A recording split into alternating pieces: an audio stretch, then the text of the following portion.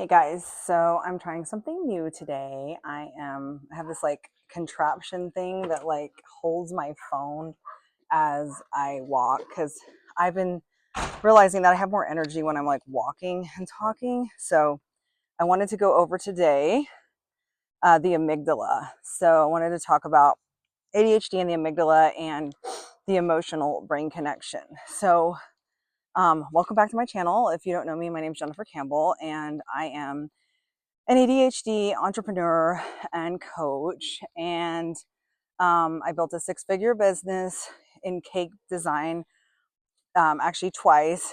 And I basically coach people on how to avoid the crazy, spastic life that I lived for almost 14 years because of ADHD and not, even though I had success, I didn't know how to regulate myself. I had 2 nervous breakdowns in a 10-year period and gained 60 pounds that I couldn't lose for like literally 14 years, sacrificed relationships, and almost ended up in a divorce twice because of just obsessing over my business too much and it being an unhealthy thing. So what I try to teach people is how to do this without, have success in a business without doing those things and sacrificing your life literally. So anyway, I want to go over the connection between ADHD and this tiny little part of your brain called the amygdala. If you've ever wondered why like ADHD can make emotional regulation so challenging, or why small frustrations sometimes feel like major catastrophes, right? This is going to be for you today. So like, I just want to kind of explore the science also behind ADHD and the brain's emotional command center.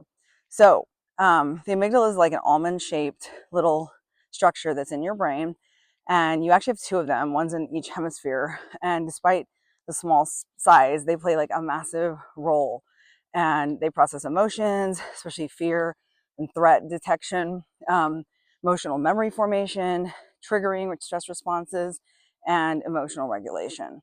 And so, as you know, we have a lot of emotional dysregulation, right?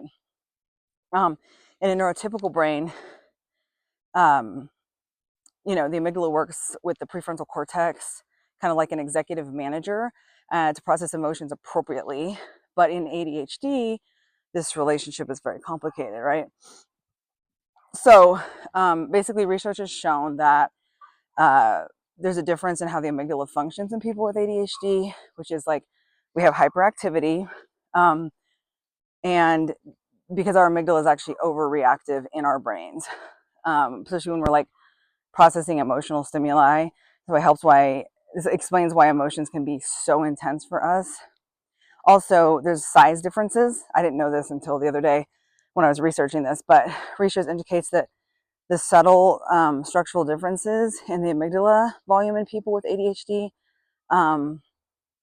actually affects things because of the size difference and connectivity issues. So most importantly, there's evidence that altered connectivity between the amygdala and the prefrontal cortex, essentially the emotional center, rational center, don't communicate as efficiently. So how it affects daily life, like we said, emotional dysregulation, rejection, sensitivity, dysphoria.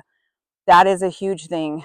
I used to think that I was just a bad person because I would feel these extreme emotions with things, and I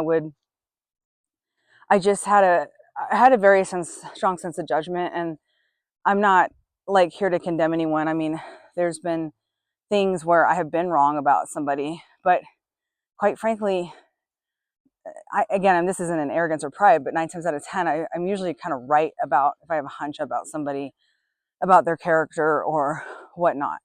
That's just something that I kind of maybe have a gift in. I don't know, but like I would feel rejection so much stronger. And even though I may not want to be close to the person, or I find out that that person is not like a good fit for me, friendship wise or whatnot, I'd still, even though I like, how friendships go, that just aren't cut out to be, I still felt rejection, even if I wasn't the one, even if I was the one cutting it off, you know what I'm saying? So that's a very real thing. So go easy on yourself with that. Difficulty self-soothing. It's very hard for us to, once we get in an emotional state, to calm ourselves down. This is why I also teach this in my course, but how to calm yourself down. I've come a long way with that. I used to be totally controlled by my emotions, and I have been able to really hone that in and get into a better place like quicker. I'm not going to say I'm 100% delivered and set free, but these tools are so helpful to get yourself back to a peaceful, centered state. Faster is the goal.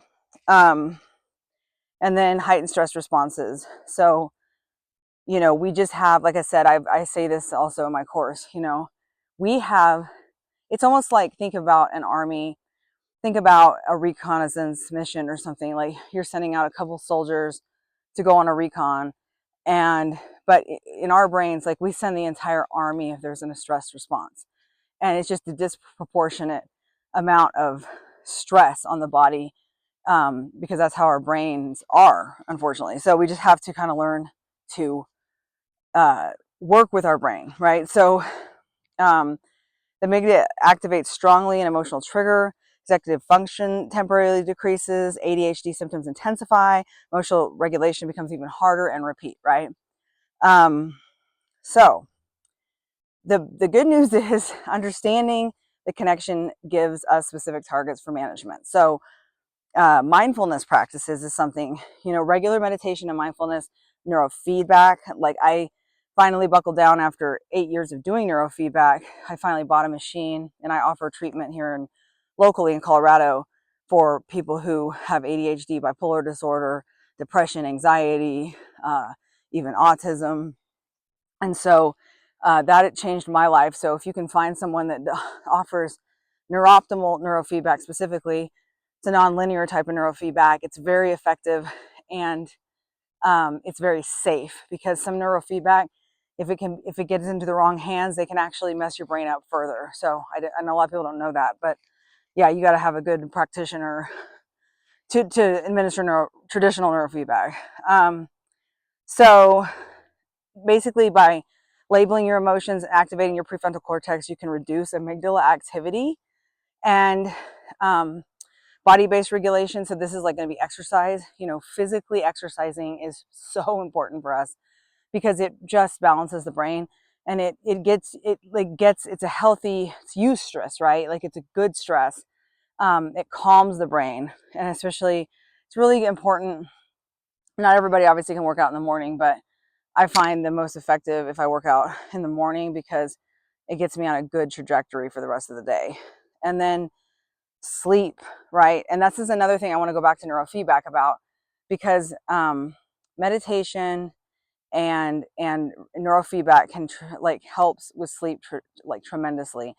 I had horrible sleep disorders my entire life until, I don't remember what year it was. It was 10 years ago, basically, I started to do neurofeedback, and it changed my sleep. That was the first thing I noticed, and that changed my life for the better. Your sleep is so important. If you want to do everything in your power to get a good night's rest. So, shutting things down, putting your phone in a box, getting everything so it's not distracting you, getting blue light glasses if you're going to still look at your phone. But with the amygdala, I wanted to bring up something else. The amygdala actually, it's like if you reinforce a negative belief, like that you can't do something, the amygdala will empower that in you.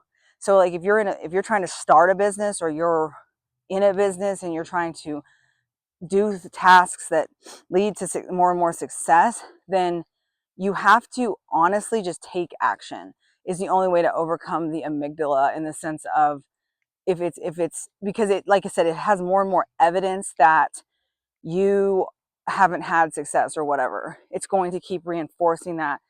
And this is causing anxiety.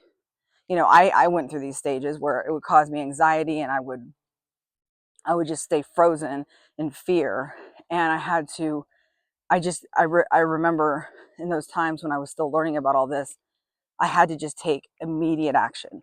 And when I took action, it kind of it chipped away a little bit off of that, and then it chipped a little bit more off of that, and a little bit more off of that, until I had actual belief.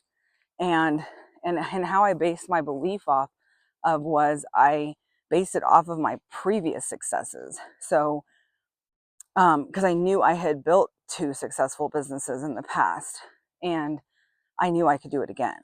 So, and I also worked corporate jobs where I was very successful in sales.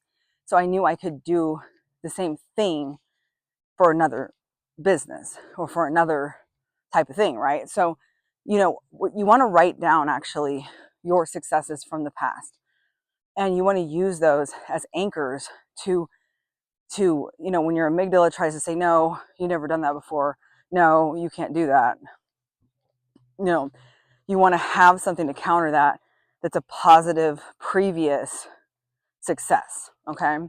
That's a real thing, that's a truth, that can be a truth statement, right? Truth statement, like I have, I'm if, like, let's say if you're sick or something, it's like, I believe I'm getting better, I believe that my body is fighting this disease, and that I'm getting better and better by the day, because I've overcome whatever disease in the past. And I'm just giving an example. Instead of, like, affirmations, like I said, don't really work, quite frankly, because your brain knows they're not usually the truth, and everything has to be based in truth. So anyway, that's all I had today, but hope that was helpful. And sorry if this was bobbing around. I was just trying to see if I want to keep this thing or send it back. So you guys have a good one, and I'll see you next time.